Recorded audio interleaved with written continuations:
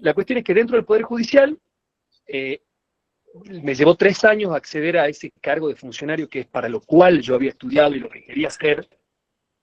Y una vez que logré ese gran objetivo, dije, esto es lo que yo quería, para esto es lo que yo me había formado, esto es lo que yo soñaba, porque hasta ese momento había sido luchar para lograr esa meta. Ahora, una vez con esa meta alcanzada, digo, esto no era lo que yo quería. Pero para ello, para alcanzar esa meta, me fui capacitando, hice posgrados en Buenos Aires, y así fue que en un posgrado de Jujuy, donde yo ya estaba bastante desalentado con esta carrera de abogacía, estaba sentado en el aula, en un posgrado de Derecho Procesal, y comencé a diseñar en hojas A4 de abogacía, con lapicera negra que utilizaba todos los días para firmar los expedientes, comencé a escribir el proyecto de una marca de ropa en el noroeste argentino, que tenga este concepto andino, que es para mí el factor diferencial y el factor que me atrae a mí hacia desarrollar todo este mundo de la moda andina. Y, y comienzo a escribir una hoja, 2 hojas, 3 hojas, y recuerdo que había una marca en ese momento, que hoy también está de moda, pero que a mí me llamó la atención, que era muy nuevita y que se llamaba... Y esa marca eh, me parecía sumamente innovador el nombre. Ya se venía dando como una moda de nombres diferentes, porque, chicos, yo soy de la década de los 90, en donde la moda pasaba por todo lo foráneo, por todo lo extranjero. Las marcas eran nacionales, pero eran todas marcas nacionales, pero con nombres extranjeros, en inglés. Entonces, de repente, encontrarme con este nombre, le estoy hablando hace 23 años atrás, me llamaba mucho la atención. Entonces, ese juego de palabras, no sé cómo influyó en mi psiquismo, sea un ferviente enamorado del norte argentino, del mundo andino, de los colores, de la quebrada de Humahuaca, llega el nombre Humahuá. Entendí que yo quería que esta marca tenga una referencia neta y directa a Jujuy y a este mundo andino, con Humahuá. Y Humahuá tenía un sentido también. Humahuaca, la palabra Humahuaca, viene, Huaca significa lugar sagrado, y Huma tiene que ver con la cabeza o los lugares altos. En el mundo andino, Humahuaca sería así como la punta de los cerros sagrados. Entonces, todo ese juego de palabras, de cabeza, de sagrado, de Humahuá, me resultó divertido el nombre, dieron origen al nacimiento del nombre de la marca. Toda esa historia era necesario tirártela como antecedente, Mati, para llegar a una idea global de la realidad de cómo nació. Dai, te quería preguntar qué parte del proceso te gusta más. Bueno, esa pregunta también va a llevar su tiempo de respuesta. Eh, Te la voy a hacer primero corta, pero con una explicación que tenga un sentido. La parte del proceso que más me gusta es comprar. Pero lo voy a hacer ahora un poquito más desarrollado para que tenga un sentido que no sea solamente la compra asociada al consumo, porque en este caso justamente es la compra asociada a la producción. Eh, Parte de este proceso de compra, para hacerte muy concreto en la respuesta, para ser un poco más abarcativo, lo que más me atrae es la etapa productiva. Yo soy una persona que dentro de los diseñadores, soy un diseñador que me solía llamar autodidacta hasta que estudié, y me seguí llamando autodidacta porque luego de haber estudiado no me pude amigar, o quizás no quise amigarme con los procesos que tienen que ver con el diseño gráfico o con el dibujo, con el figurín o con la ilustración, y siempre fui un diseñador experimental. Es decir, a mí me gusta crear con la prenda o con la tela en la mano.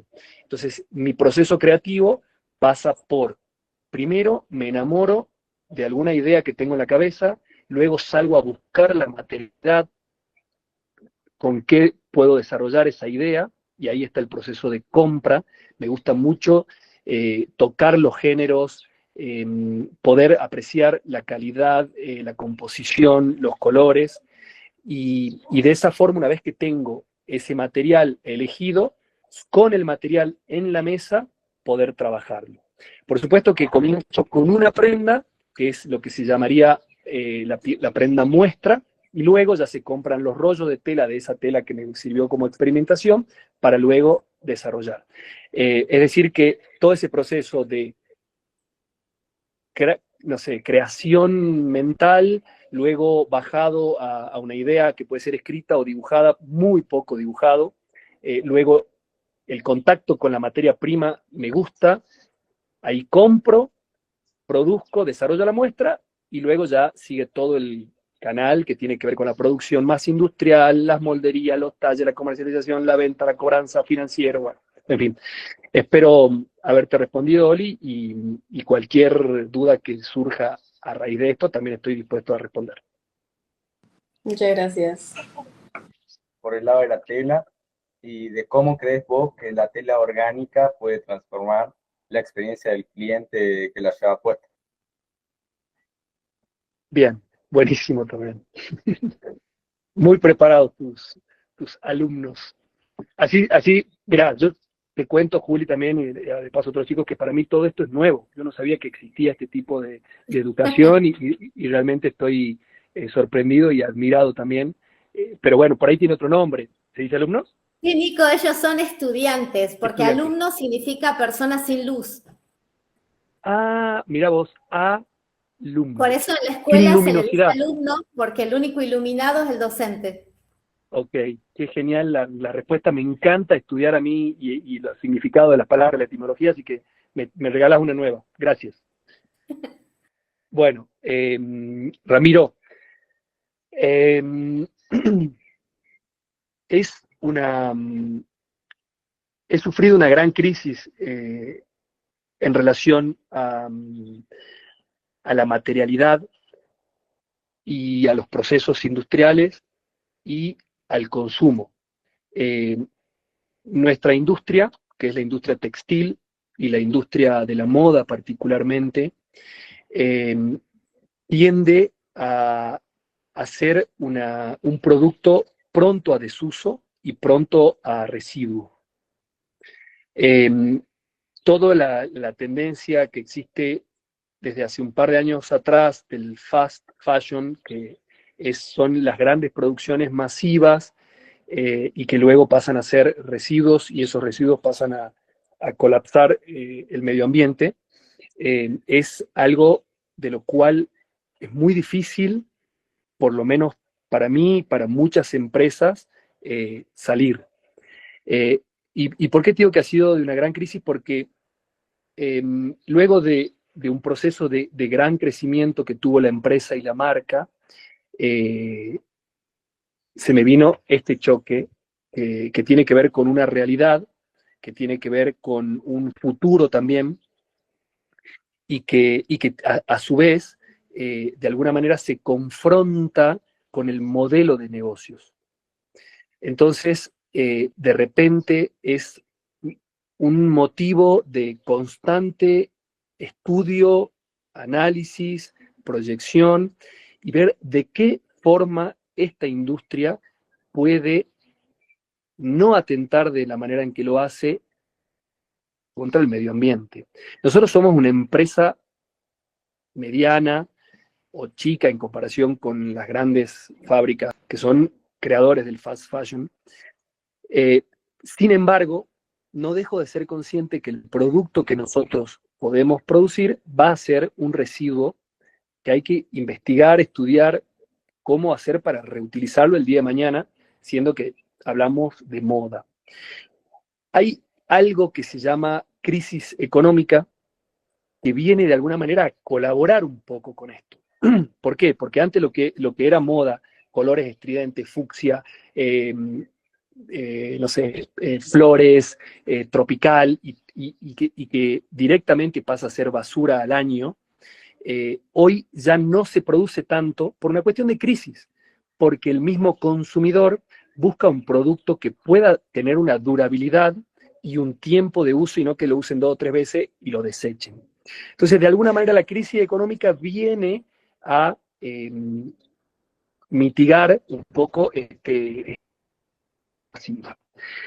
Entiendo que los productos orgánicos, puedo hablar del lino o puedo hablar del algodón, son, porque quizás tu pregunta fue más al uso y yo me fui para otro lado, pero bueno, por ahí venga alguna otra pregunta por ahí.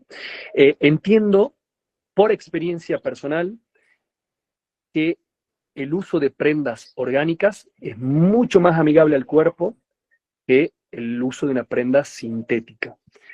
El uso de una prenda orgánica, para ser tal, requiere de muchos procesos, de certificaciones, que hoy el mundo está recién dando sus primeros pasos hacia eso.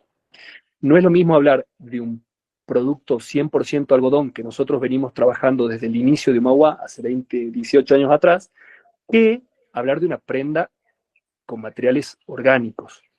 Porque si bien el algodón es una fibra natural, tiene un montón de procesos que atentan contra esa organicidad de la tela. Entonces, es muy poquito lo que el mercado hoy tiene para ofrecer en relación a una tela orgánica. Sin duda que en mi experiencia personal, el uso de ese tipo de prendas es mucho más amigable para el cuerpo porque absorbe la transpiración, porque es una prenda más fresca, porque no genera esa resistencia entre el cuerpo y el medio ambiente, y bueno, y por supuesto porque además esa tela, quizás, no tengo el conocimiento al 100%, puede el día de mañana o ser compostada o tener algún tipo de otra utilización. Yo te quería preguntar si a esto de diseñar lo ves como una manera de arte o como un trabajo. Bien, bien. Bueno, el trabajo como tal, como su palabra lo indica, tiene una raíz etimológica muy pesada, que tiene que ver con una especie de tortura. El trabaglio, creo que era el nombre original, Sí, ellos era una tienen etimología de la palabra y trabajo es tripalium, y entonces es como que te pegarían en una tripalium. plaza pública. Sí. Exactamente, tal cual. Entonces, desde ese punto de vista, y analizado como el trabajo como tal, como un esfuerzo, como un sufrimiento o como un esfuerzo desmedido, no lo vivo de tal manera. Por supuesto que también haciendo honor a mi sinceridad conmigo mismo, hay momentos que son difíciles. En este momento estoy atravesando un momento muy difícil en mi empresa, que tiene que ver con, con situaciones de muy baja venta, sin embargo, de seguir arriesgando, de seguir apostando, y muchas veces eso que el diseño trae, que es la parte que a mí más me gusta, que tiene que ver con la parte creativa, choca con esta realidad. En mi caso soy un emprendedor y un empresario que está en ambos lugares, en el lugar creativo y en el lugar desarrollista o empresario de ventas o financiero. Entonces, muchas veces esta realidad, que está más difícil en estos momentos, sumado a procesos internos también, que yo podría haber tomado decisiones más a tiempo o anticipadas y evitar lo que estoy viviendo hoy de manera, por llamarlo, más sufriente, eh, hacen que esa dinámica del diseñador creativo artístico tenga que chocarse con esta parte empresarial, de venta, financiera, que tiene otra energía. La energía creativa del diseño es sumamente, en mi caso, amigable, y la disfruto sobremanera. Ahora, tengo que lograr conciliar, mejorar esta parte empresarial, esta parte emprendedora, para que no me termine resultando tan pesado y tape lo virtuoso que tiene el diseño. Bien, gracias. Y tengo dos preguntas. Una es, ¿cuál fue tu prenda más importante? Y la otra es, ¿qué materiales económicos recomendás para empezar a diseñar moda? Disculpa, la segunda pregunta, ¿qué materiales? ¿Qué materiales económicos recomendás para empezar a diseñar moda? Cuando te referís a económicos, ¿me podrías ampliar el concepto? ¿De bajo costo decís vos? Sí, sí. Sí. Ah, ok, bien. Bueno, la prenda que más me gustó desarrollar, hay una línea en particular que comencé a trabajarla en la pandemia, y que tenía que ver con una cuestión de confort, de usabilidad, y sin querer se dio que estaba haciendo una moda, en mi caso. Yo saqué una línea que se llamaba Z, que se llama Z porque no ha dejado de existir, en honor a mí mismo, a mi apellido que es Zárate, y esa línea tenía la particularidad de que trabajaba todos géneros naturales, 100% naturales, y además la diseñé particularmente por una cuestión que a mí me afecta mucho, que es la transpiración en la parte de las axilas. Desde adolescente transpiraba un montón y se me marcaba y se me burlaba mi amigo. Por supuesto, tenía mis herramientas también para poder defenderme de eso, pero era una realidad incómoda. Me acuerdo a veces transpirado una campera de jean, o cuando iba a rendir como abogado, que transpiraba la camisa y el saco, que tenía que ver con calor y nervios.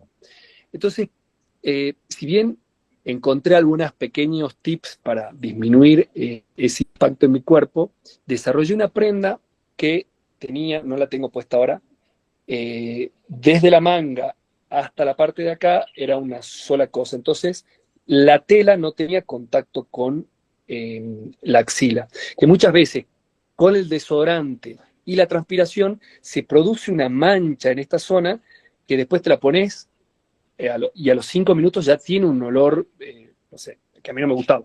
Entonces desarrollé esa prenda que era fresca, muy cómoda para mí, aparte ancha. Tenía que ver también justo que en la pandemia empezó la gente a usar ropa amplia, no tan slim, que venía siendo la moda del último tiempo. Y bueno, y también trabajando con estos géneros naturales, se daba como que en Tulum y en Europa empezaba a darse una moda así. Después, bueno, lo empecé a ver en De Paul, que es el jugador de fútbol de Argentina, que empezó a usar también esa ropa, y bueno, y hoy está bajado más al público en esta moda oversize. Pero esa es la prenda que más me gustó desarrollar, porque además hasta el día de hoy la sigo usando, y cuando me tengo que pensar en hacerme algo para mí, lo hago con ese concepto. Y respecto a la materialidad, en cuanto al bajo costo, existen materiales como el modal, y ¿qué es lo que tienen? Es de bajo costo porque tiene mucho rendimiento y el valor es menor porque tiene componente sintético, pero también tiene estas particularidades de que lo sintético te genera más calor, más transpiración, menos durabilidad, y bueno, tiene esos contras. Hoy por hoy, la mayoría de las marcas trabajan su modelo orgánico, su modelo con fibras naturales, y yo creo, o por lo menos yo, si bien no me has preguntado esto, pero esto es una opinión mía, prefiero trabajar una prenda que tenga un valor quizás un poquito más alto en su costo de material, pero de mayor calidad y que tenga mayor duración en el tiempo que definir mi modelo por el bajo costo. Es una opinión mía. Gracias, Nico. Un gusto. ¿En qué tipo de ropa te especializás? Si es oversize, chupín, elegante, lo que sea. O un poco de Buenísimo. todo. Dale. Genial, genial. Cuando comenzó la marca, fui como un pionero en el norte, más que nada, no tanto en Buenos Aires porque ya existía, de todo lo que era la moda. La moda slim es esto que vos llamás un pantalón chupín, por ejemplo. Pero nosotros fuimos los primeros en el norte en desarrollar un pantalón de color que sea chupín, una camisa entallada. La gente nos elegía por ser esta moldería innovadora, súper italiana. Yo me acuerdo cuando tenía 20 años y era estudiante de abogacía, me compraba las camisas en Balbi, vos debés conocer, Julieta, y la señora que trabajaba en la casa de mis viejos, además era costurera. Entonces ella me entallaba las camisas, te estoy hablando hace, bueno, 26 años atrás. Entonces comencé con ese mundo slim y me hice conocido en ese mundo. Y yo me vestía también así. Con el tiempo empecé a darle mucho más valor a la comodidad que a la moda. Y justo se dio también de que a posteriori comenzó a utilizarse más la ropa oversize. Hoy yo prácticamente me he visto todo suelto, oversize. Mi ropa es así. En los chicos como ustedes lo veo un montón. En los no tan chicos como nosotros, no todavía. Y nuestra marca fue creciendo conmigo. Y muchos de los clientes que me consumían hace 20 años atrás, que tenían 26 años, 27 o 20, hoy tienen 40 y tienen una profesión y tienen un laburo y siguen un poco apegados a lo slim. Hoy yo elijo para el uso oversize. Tengo que seguir produciendo slim. Y lo que más me gusta es la combinación entre la moda o lo canchero, lo moderno y lo deportivo. Ahí es donde más me engancho yo, porque yo aparte soy súper deportista y bueno, y consumo mucho de ver fútbol europeo, en fin. Entonces, crear esos productos que son deportivos, pero que además modernos, es lo que más me atrae. ¿Te respondí, Nico? Sí, sí, sin duda. ¿Cómo se te ocurrió empezar a implementar la tela de lino? Buenísimo. La tela de lino es una tela que me gustó de siempre y con la cual me sentí identificado tanto como consumidor como también lo hago hoy como diseñador y productor. Siempre me pareció una tela súper fresca. Esto te permite también el lino estar todo el tiempo arrugado, porque una de las características del lino es que se arruga, y eso lo demuestra como tal. Y es una tela también que tiene un alto valor, pero también cuando digo valor me refiero tanto a su precio como al sentido que tiene para el cliente. Yo como usuario y como cuando compro lino para producir, lo elijo justamente por eso. Sé que tiene un precio más elevado, pero sé que tiene más valor para mí. Entonces, las razones por las que lo elijo es por la frescura, porque puede estar siempre arrugado, porque la veo una prenda elegante, moderna, y a su vez que le da cierta frescura. O sea, cuando yo me pongo lino, estoy bien vestido, me siento bien vestido o elegante, para llamarlo de alguna manera, sin necesidad de estar tan acartonado. Claro, yo también había pensado eso porque aparte es algo más suelto y algo que ya en esta época también se puede usar más. También había pensado Así por es. eso también. Bien, muy bien. Y mi otra pregunta es, ¿en qué te inspiras en tus diseños? De ahora y antes. Buenísimo. Nosotros hoy por una cuestión de historia y de modelo de negocio, tenemos determinadas prendas que ya forman parte de la estructura Humahuá, que son las camisas, las remeras, los pantalones, los chinos, los jeans, los suéteres, que es lo que la gente consume y que la gente nos compra. Entonces yo de repente cuando quiero jugar a algo más aventurero o que vi, me encantó, lo hago. Antes lo hacía en producción, es decir, en cantidades, y muchas veces el público no lo recibía de la misma manera con la pasión con la que yo lo había creado. Es decir, no lo compraban.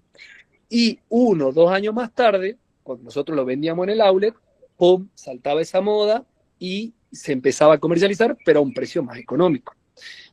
Es como que entendía yo que llegaba antes de tiempo al mercado, y eso tiene un pro, que te ubica dentro de los innovadores, pero tiene una contra, que financieramente se vende mucho más tarde.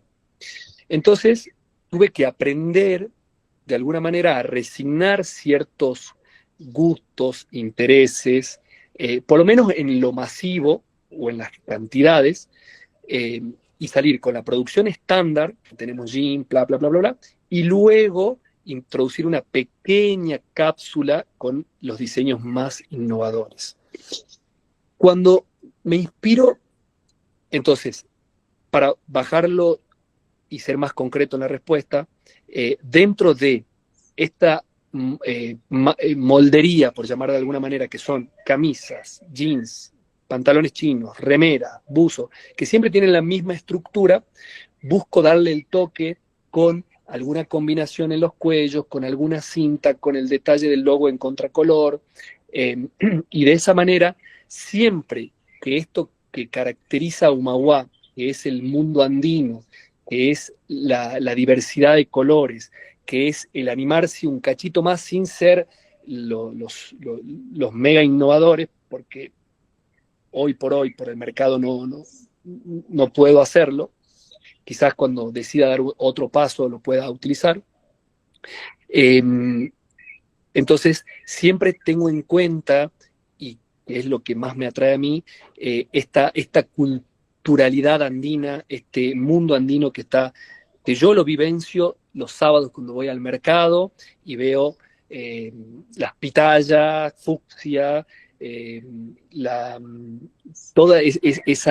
esos colores que son propios de la naturaleza, sumado a la bandera huipala, que tiene todos los colores de la diversidad, sumado a los paisajes nuestros, a los colores tierra. Bueno, es como que las señas que tienen las llamas, que son de esos colores, los aguayos, todo ese mundo andino es la mayor fuente de inspiración que tengo yo.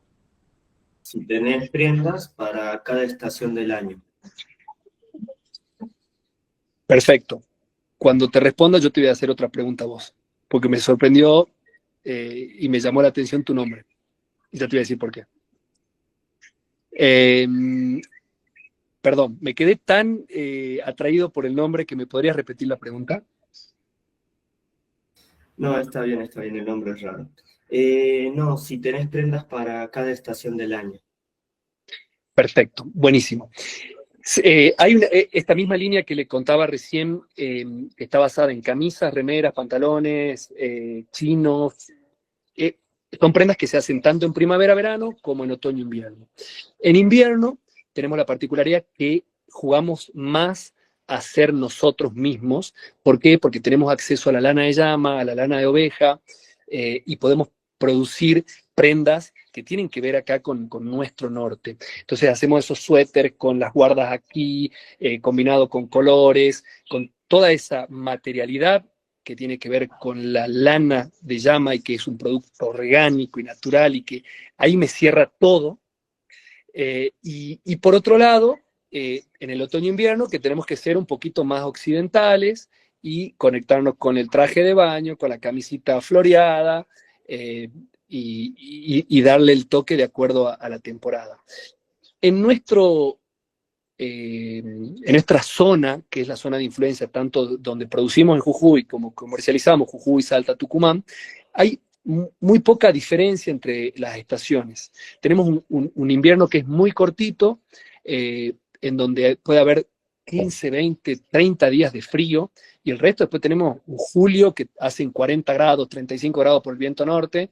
Entonces, de ahí, por ahí le vendemos más a los turistas, pero sí, la temporada de invierno me gusta mucho porque veo el concepto de Humahuac transmitido en un 100% o en un 360 cuando hacemos estas prendas asociadas a la lana de llama, a la lana de oveja.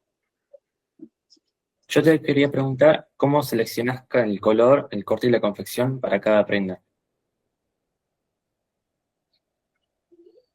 Perfecto. Generalmente, y en los últimos años, he aprendido a ordenarme un poquito más por necesidad, más que por, por gusto, comenzando con la producción de un presupuesto.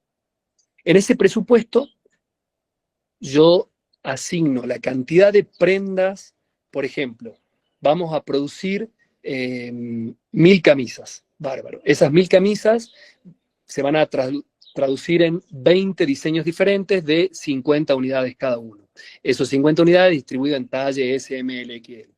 Entonces, en ese presupuesto yo pongo el producto madre, que sería camisa, la cantidad de variantes y la cantidad por color. Entonces, de esa manera, yo sé que para que nuestro modelo de negocio, que tiene que pagar tantos empleados, que tiene que pagar tanto de alquiler, que tiene que pagar tanto de...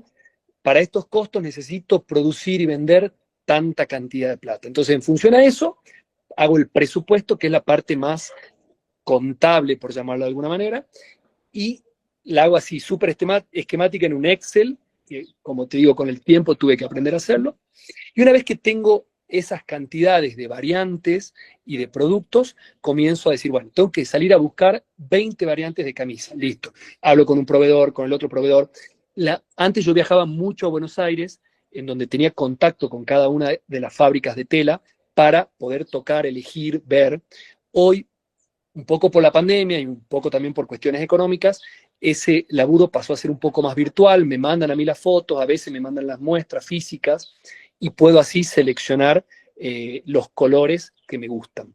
Entonces yo sé que elegí 20 variantes de camisa, entonces le pido al proveedor, me envía 200 variantes para que yo elija, y de esas 200 variantes elijo las 20 que más me gusta, que respondan también a una paleta de color predeterminada para cada colección.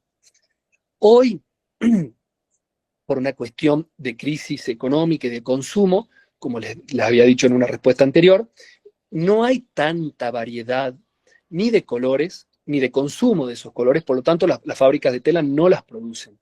Y se trabaja mucho sobre lo básico. En primavera-verano puede ser celeste, rosa, blanco, azul marino, azul Francia, gris, por ejemplo. Y de ahí vienen las rayas más finitas, más gruesas. Entonces, el gran desafío está en jugar con esos colores, en los detalles que puedo agregarle a cada producto. Y para nosotros también es muy importante, porque nuestro cliente lo valora, es nuestro isotipo, que es la llamita. Entonces, jugar con el contracolor, con un color contrastante fuerte en la llamita, hace que la prenda tenga un factor diferencial y un llamador. Así que, bueno, básicamente ese es el proceso. ¿Te pude responder, Hamac? Sí, muchísimas gracias por la respuesta, sirvió un montón. Sí. Bueno, un gustazo. Mi pregunta era si nos aconsejas estudiar la carrera de diseñador de indumentaria. Bien. Si tu interés está asociado hacia desarrollar una marca o trabajar para una marca, porque la carrera de diseñador de indumentaria no solo te habilita el camino para desarrollar tu propia marca, sino también para poder trabajar para una gran marca o una mediana marca o una marca chica, porque también nosotros, habiendo sido chicos, diseñadores han trabajado con nosotros.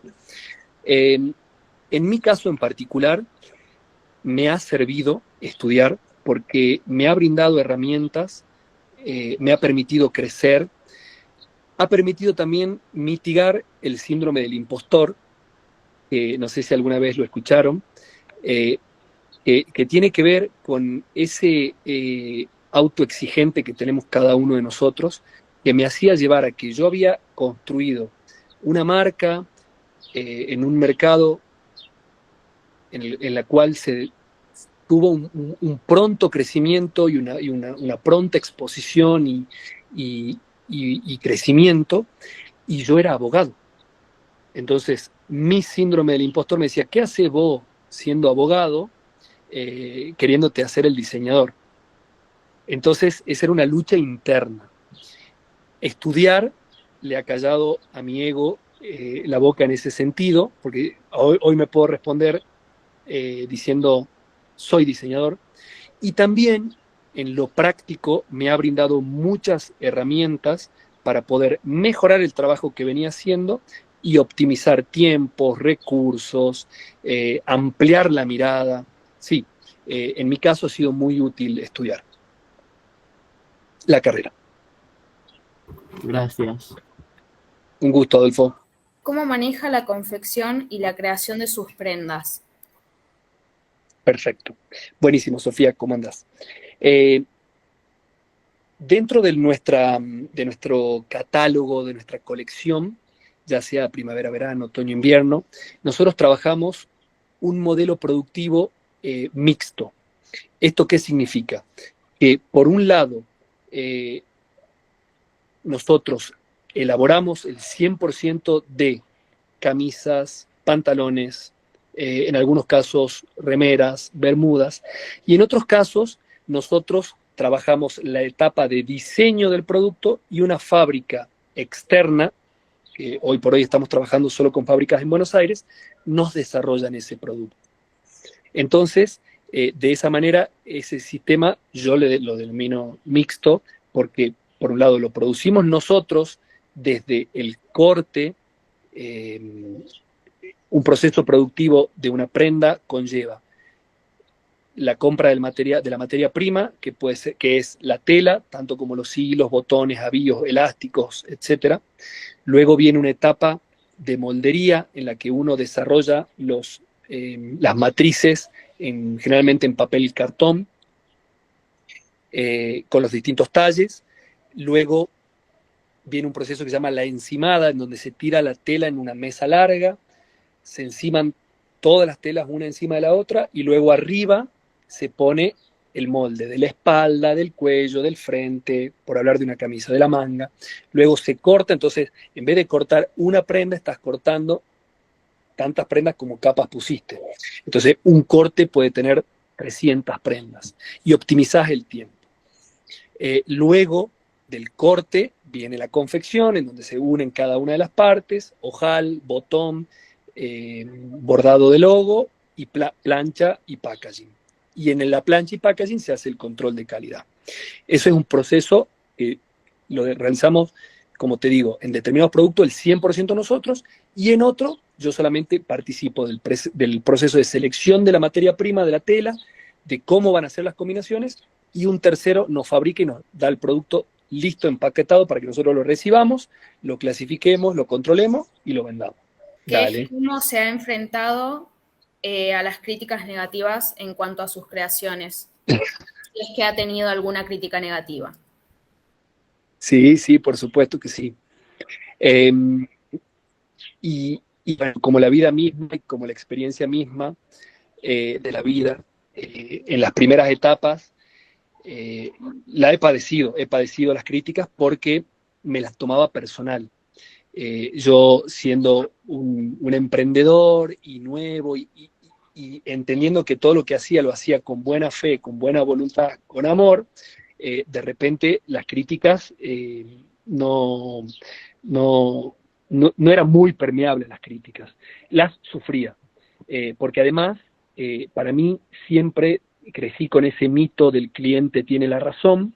Entonces cada crítica era una razón tenida por el otro.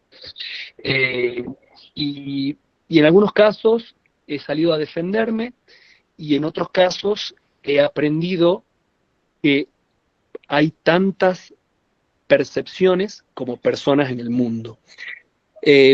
Más allá de la buena o mala fe o voluntad que pueda haber en quien hace la crítica, con el tiempo aprendí a que está quien elige la marca, quien elige el producto y que le gusta, y también en la misma cantidad, en mayor o en menor, quienes no.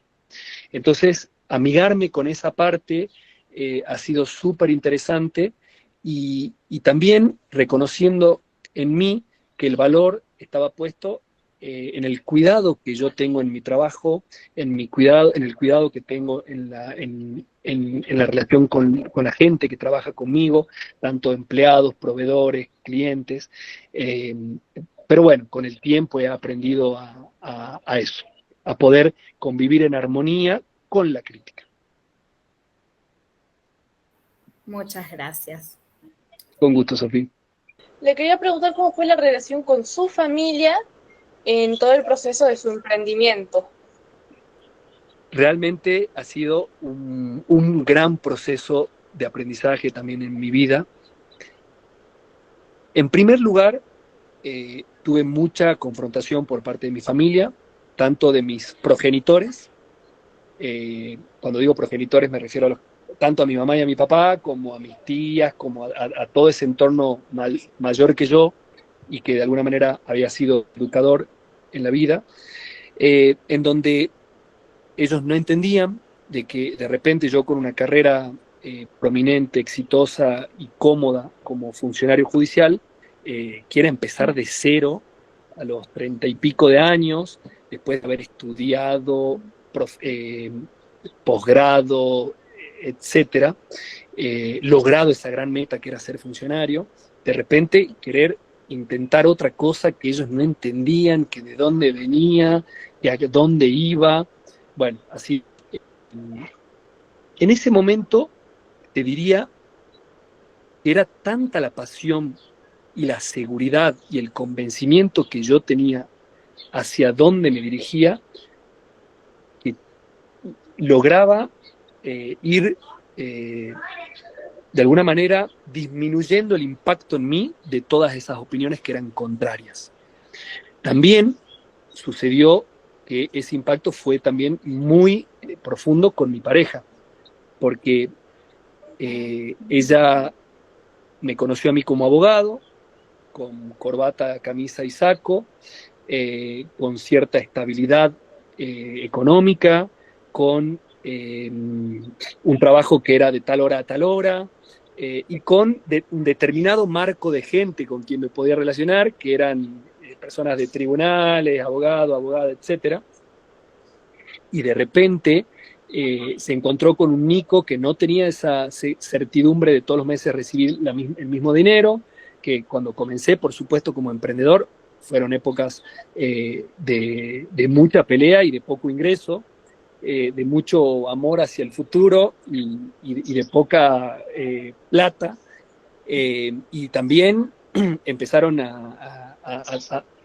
empecé yo a ampliar mi espectro social, tanto en lo que tenía que ver con la profesión, como son desfiles de moda, con modelos, con agencias. Empezó a haber también un ruido ahí en la pareja en ese sentido. Pero bueno, vuelvo también a responderte lo mismo que me pasó con mis padres. Era muy fuerte mi convencimiento de saber hacia dónde iba, que lograba de alguna manera acomodar la cosa para conservar mis vínculos y conservar mis sueños.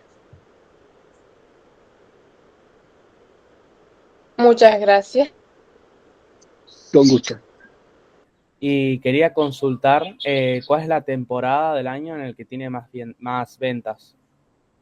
Buenísimo.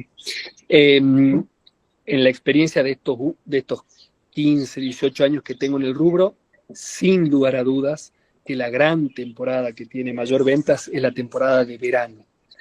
Nosotros en la marca producimos 4 estaciones, las 4 estaciones. Hay otras marcas que unen primavera, verano, otoño, invierno.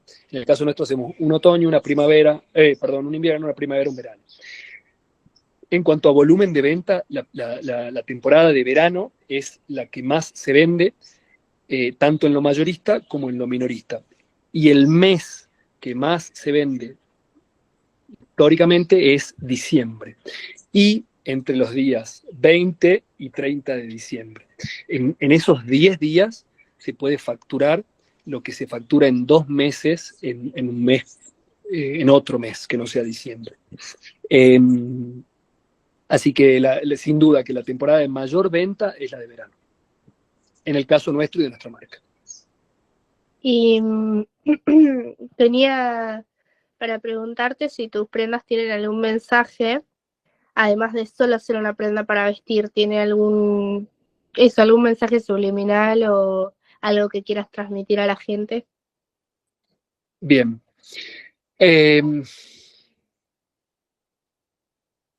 Es interesante lo que me traes también, porque comencé así y hoy estoy un poquito más olvidado de eso. Comencé queriendo transmitir un mensaje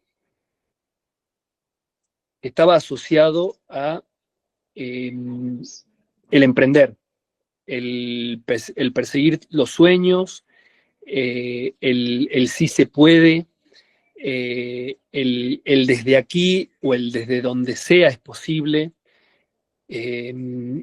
Y con el tiempo fui perdiendo un poquito ese entusiasmo y esa creencia, creo yo, por cuestiones personales de entrar en el juego de la vida diaria, en el juego del trabajo, del ser importante, de un montón de cosas, en el dejar de serlo, en el dejar de ser importante. Entonces, de repente, ese mensaje que era para mí mismo y que podía servir a otros, lo fui perdiendo, porque me fui perdiendo también en eso yo. Recién no me acuerdo a quién le decía que yo estoy viviendo un momento de crisis, tanto en lo empresarial como en lo personal, y realmente estos procesos de crisis son muy difíciles de transitar, porque son generalmente dolorosos, son incómodos, pero también con 46 años y después de haber vivido varias crisis, fundamentalmente interiores, internas, personales, también cuando estoy en esa etapa más del pensamiento negativo y ansioso, o con pánico, o con tristeza, o con lo que sea, también logro amigarme conmigo mismo, sabiendo de que de toda esa crisis siempre he salido muy florecido y muy fortalecido. Entonces, esto que vos me traes es una nueva señal también para mí, y si bien te tengo que responder hoy que no lo sé, o que no estoy muy consciente de transmitir un mensaje claro, sí te puedo decir que el mensaje a mí mismo es siempre ser transparente, siempre ser coherente, y en eso encuentro innegociables, y que también me siento orgulloso por eso. Perdón, Nico, yo no sé si hablo por todos mis compañeros, pero no sé si nunca vi una prenda tuya, pero en el mensaje que ahora nos estás trayendo de que empezaste a aprender ya grande con una carrera y todo, siento que estás dando un poco el mensaje con el que empezaste, así que yo siento que eso un poco se transmite. Bueno, muchas gracias, Cristal. ¿Cuál es tu opinión sobre la sobreexplotación en la industria de la ropa, sí? O sea, en las grandes industrias. Bien. Ponele, ya sea en lugares así como India, Asia, todo eso. Asocio un poco la respuesta que te estoy por dar con lo que me preguntó recién Crisol. Y siempre he sido muy consciente de la existencia de esta situación. Personalmente he visitado lugares en los cuales no me gustaba la forma en la que trabajaban o en cómo trataban a sus empleados.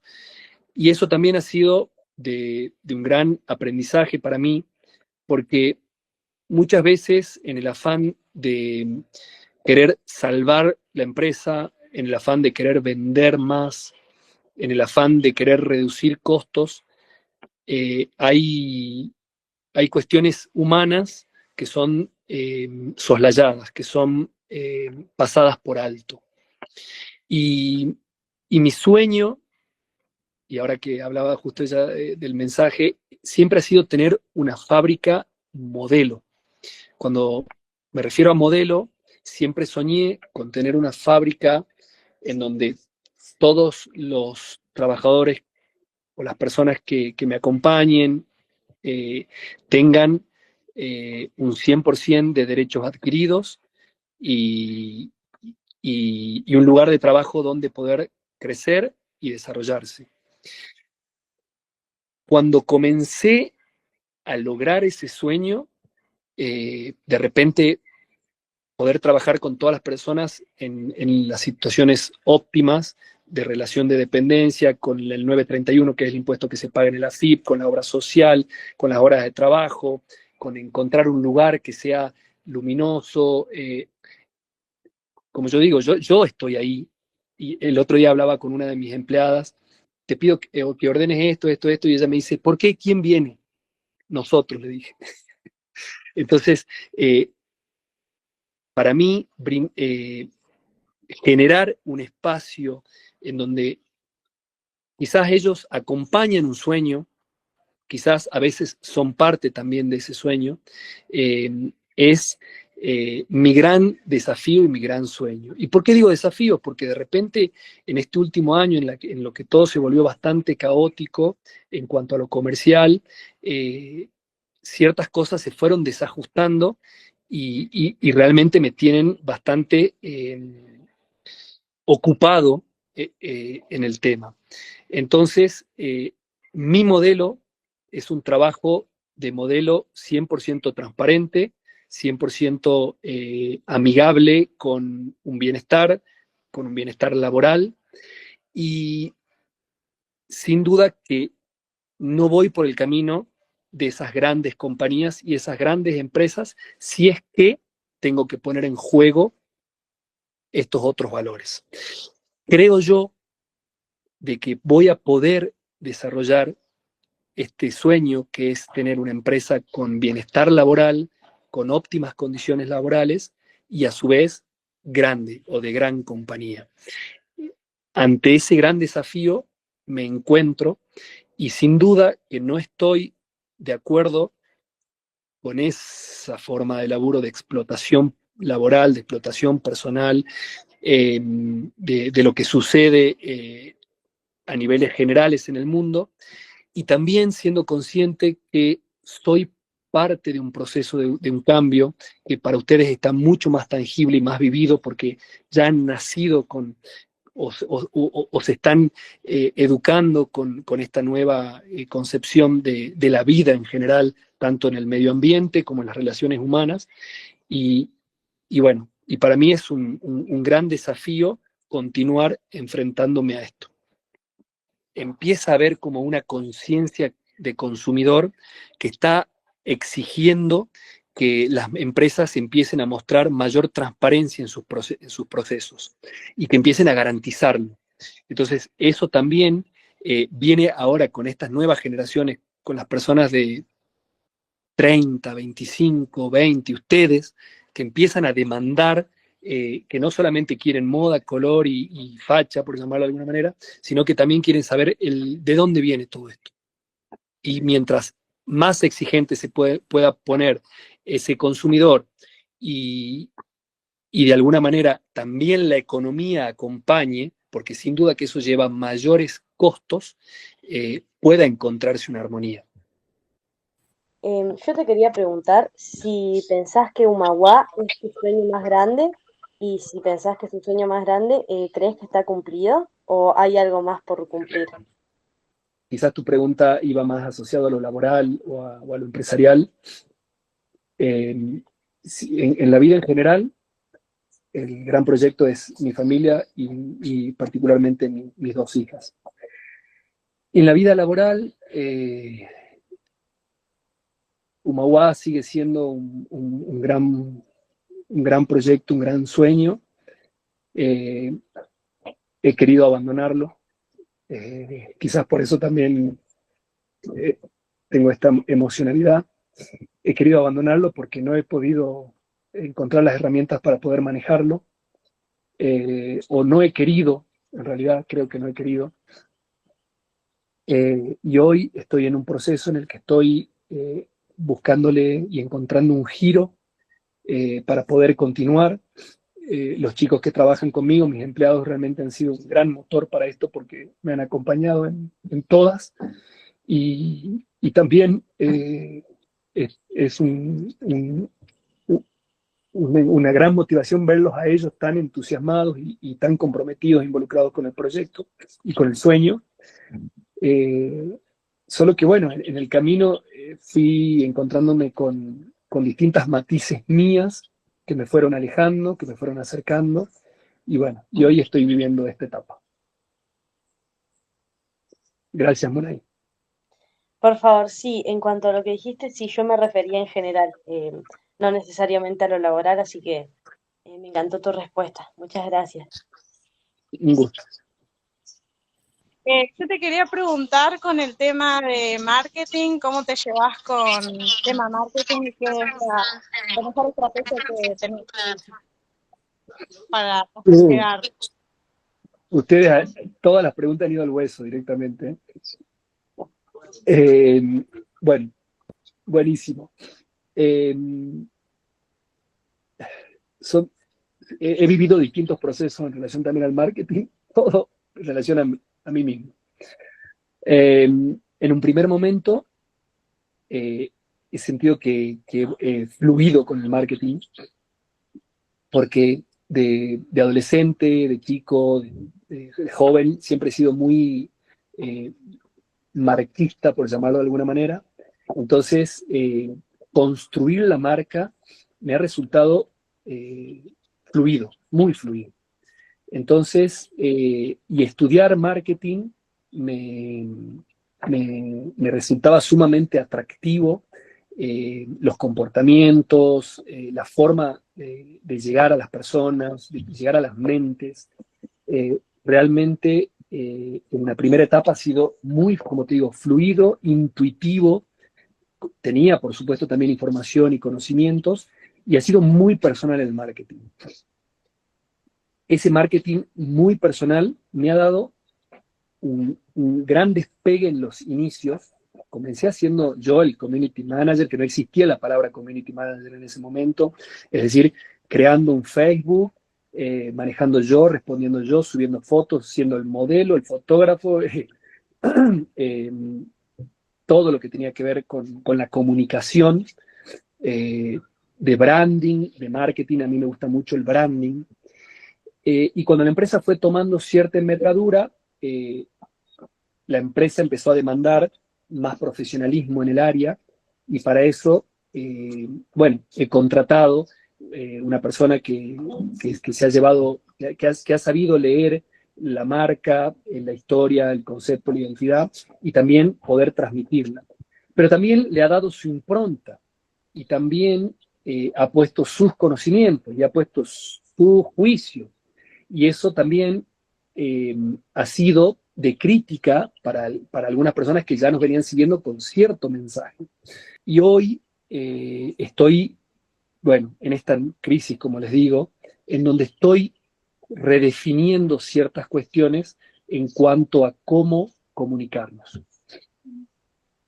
Cómo comunicarnos. Es, creo yo, una parte importante de todos los procesos, porque de repente, si vos nos pasó de tener un muy buen marketing, pero no acompañarlo con un volumen de producto que luego responda a las necesidades de los clientes, o con tiempos, o con calidad. Entonces, creo yo que parte de la estrategia de venta es de alguna manera redefinir el marketing, que conlleva parte de la producción también. No puede haber ventas sin producción y ni puede haber producción sin futuras ventas. Entiendo que es una parte sumamente importante, una gran herramienta, pero también entiendo que hay una estimulación a la venta o a la compra que a veces tienen que ver con las estrategias de marketing y que trato de ser consciente de eso. ¿Cuál es el error que te dio la mejor lección?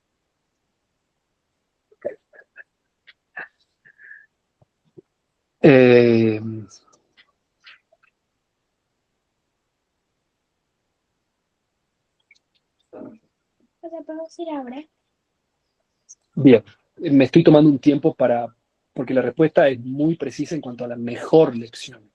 Porque lo primero que puedo responderte es decir, una gran lección es ser muy consciente de lo que deseo porque se puede cumplir. En esto quiero asociarlo al error y a la lección. Muchas veces, voy a hablar siempre en primera persona porque es el único ejemplo que puedo dar. Yo quería ser famoso. Y entendí que con esta herramienta que era Humawá, iba a cumplir ese deseo de ser famoso. Y muchas veces los deseos tienen cargas y tienen consecuencias, que es por ahí distinto a hablar de sueño. Entonces yo deseaba ser famoso y ser famoso a nivel local, en lo que me tocó o en determinadas cosas, terminó por no gustarme. Y también por exponerme de una manera en la que hoy no elijo. Y bueno, y esa ha sido una gran lección en mi vida, la sobreexposición de mi vida privada, de mis gustos, de mis quehaceres, de mi famoso lifestyle, del estilo de vida. Me encantaba ir a un bar, sacar la foto al trago, decir estoy aquí, estoy allá, estoy en el Central Park, eligiendo la conexión. Me burlo de mí mismo, ¿no? No digo que eso esté mal, sino que yo entendí que eso era algo que podía sumar a mi comunicación de quién era el diseñador de Humawá, Nico Zárate. Y también me terminó jugando una mala pasada y fue una gran lección a aprender, en mi caso, de que por un lado está mi vida privada, mis gustos, y por otro lado, querer con eso vender. Yo entendí que con eso vendía mi imagen, y bueno, y vender mi imagen tiene un precio. Tuvo un precio y un costo. Eso te puedo decir que fue una gran lección. Y de ahí en más, todos los días estoy aprendiendo de errores y lecciones nuevas. Todos los días. No hay otra forma de emprender cualquier acto de la vida, sea una empresa, una relación de pareja, tener un hijo, si no es errando y sabiendo que estamos, en mi caso, expuestos al error. Amigarme con el error fue una gran lección también.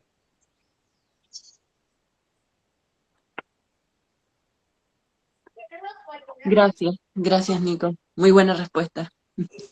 Es una marca que tiene una experiencia distinta. Ese comienzo tuyo de la camisa perfecta y el pantalón chupín a una cápsula donde todo tiene otro sentido y donde es mucho más humano. Entonces todo eso me hizo pensar que era buenísimo que ellos puedan no solo hacerte las preguntas, sino también como nosotros siempre sacamos las reflexiones después del entrevistado, lo que nos hace sentir, en lo que podríamos nosotros también, si tendríamos esta posibilidad de hacerlo, que algunos de ellos quieren estudiar diseño, cómo se acompañarían, qué es lo que necesitan, cuáles son sus herramientas. Muchísimas gracias a vos por la invitación. Realmente ha sido un espacio y un tiempo que he disfrutado enormemente. A todos y a todas ustedes les agradezco porque han sido muy profundos en sus preguntas y han calado en mi interior y he disfrutado de todo el momento y he sido yo todo el momento y eso se los agradezco. Gracias, Nico. Fue genial.